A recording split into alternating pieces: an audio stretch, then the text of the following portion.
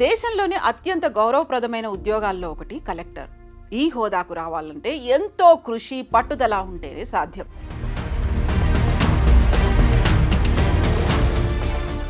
Collector అంటే ప్రభుత్వం తరఫున సేవ అందించడమే కాదు, ప్రజలకు జవాబుదారీతనంగా కూడా వ్యవహరిస్తుంటారు.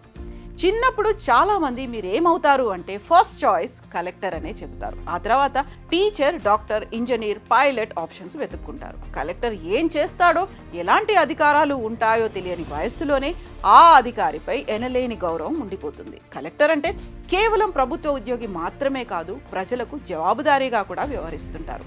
కానీ పెద్దయ్యాక చాలా తక్కువ మంది మాత్రమే కలెక్టర్స్ అవుతుంటారు. ఎంతో అకుంఠిత దీక్ష, పట్టుదల ఉంటేనే యూపీఎస్పీ క్రాక్ చేయగలుగుతారు. ఐఏఎస్, ఐపీఎస్ సాధించడం అంటే ఓ తపస్సు లాంటిదేనని చెప్పొచ్చు. అంత ఉన్నతమైన పదవిలో ఉండాల్సిన మహిళా ట్రైనీ కలెక్టర్ అత్యుత్సాహం వల్ల చివరకు డిమోషన్ పొందింది.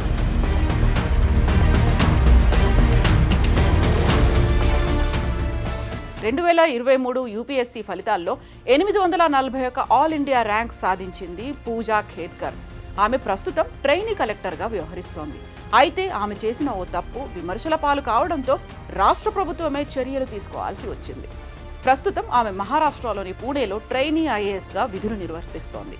ప్రస్తుతం ప్రొబేషన్ పీరియడ్ నడుస్తోంది. ఆమె అధికార దుర్వినియోగానికి పాల్పడింది. పూజ తనకు ప్రత్యేక అధికారాలు కావాలంటూ కలెక్టర్ కార్యాలయానికి లేఖ రాసింది. దీంతో విమర్శల పాలైంది. తన ప్రైవేట్ ఆడి కారుకు రెడ్ అండ్ బ్లూ లైట్ వినియోగించడంతో పాటుగా విఐపి నెంబర్ ప్లేట్ ఏర్పాటు చేసుకుని దానిపై మహారాష్ట్ర ప్రభుత్వం అనే బోర్డును కూడా అమర్చుకుంది. అంతేకాదు కోరికల చిట్టా కూడా విప్పింది. అనుమతి లేని డిమాండ్లు చేసింది. విఐపి నెంబర్ ప్లేట్ ఉన్న అధికారిక కారు, వసతి, తగిన సిబ్బందితో అధికారిక ఛాంబర్, కానిస్టేబుల్స్లను ఇవ్వాలంటూ లేఖలో పేర్కొంది. పూజ అక్కడితో ఆగితే అయిపోయేది. కానీ అదనపు కలెక్టర్ అజయ్ మోర్ లేని సమయంలో ఆ ఛాంబర్ కూడా ఆక్రమించి తన పేరుతో బోర్డు పెట్టుకుంది. అదనపు కలెక్టర్ ముందస్తు అనుమతి లేకుండా కుర్చీలు, సోఫాలు, టేబుల్ సహా అన్ని మెటీరియల్స్ తొలగించింది. అనంతరం తన పేరు మీద letter head, visiting card, paper weight, name plate, రాజముద్ర, ఇంటర్కామ్ అందించాలని రెవెన్యూ అసిస్టెంట్కు ఆదేశాలు జారీ చేసింది. అంతేనా, పూజా తండ్రి రిటైర్డ్ అడ్మినిస్ట్రేటివ్ అధికారి సైతం తన కూతురు డిమాండ్లు నెరవేర్చాలంటూ ఒత్తిడి తెచ్చారు. చివరకు ఆమె డిమాండ్లు తట్టుకోలేక పూణే కలెక్టర్ సుహాస్ దివాసే రాష్ట్ర ప్రధాన కార్యదర్శికి లేఖ రాశారు.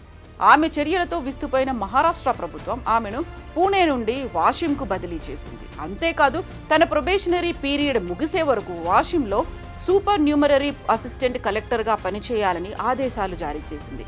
మిగిలిన ప్రొబేషనరీ పీరియడ్ అంతా ఆ బాధ్యతల్లోనే కొనసాగాలని పేర్కొంది.